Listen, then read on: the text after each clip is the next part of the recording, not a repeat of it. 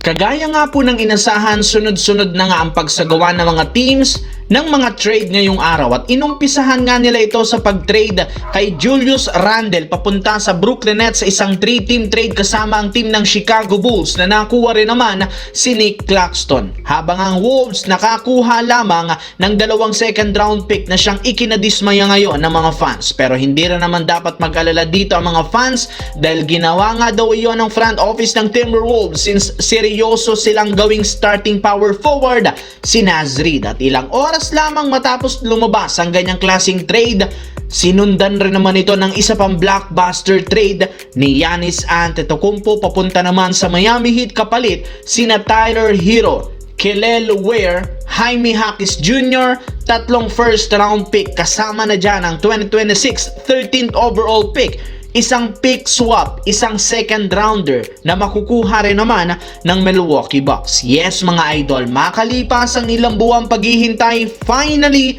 na i-trade na nga si Giannis sa Miami Heat at hindi sa Boston Celtics na isa rin sa mga teams na nakipag-agawan o nag-offer sa kanila. Ayon kay Shams Charania ng ESPN, mismong Milwaukee Bucks na ang nagtanggi sa offers ng Boston Celtics na binubuo sana nina Jaylen Brown at 2 first round pick. Gustong-gusto nga sana ng Boston na i-trade si Brown sa Milwaukee para lamang makuha si Giannis kahit man binalaan sila ng kanilang superstar na pagsisisihan ng kanilang team kung gagawin nila ang ganitong klaseng trade.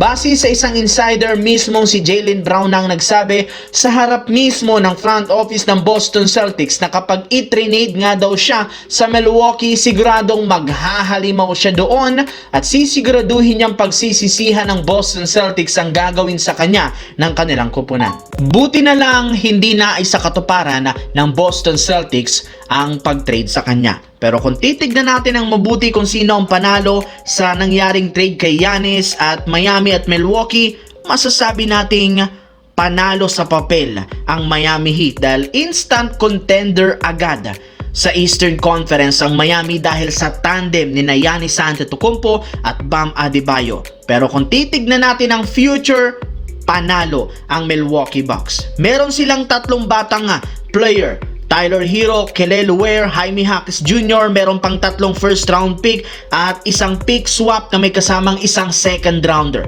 Kung sa future ang pag-uusapan, panalo ang Milwaukee. Pero kung ngayon at sa papel ang titignan, panalo ang Miami Heat dahil instant contender agad ang Miami sa Eastern at syempre masasabi nating malaki ang tsansa ng Miami ngayong makabalik sa NBA Finals dahil sa bagong duo.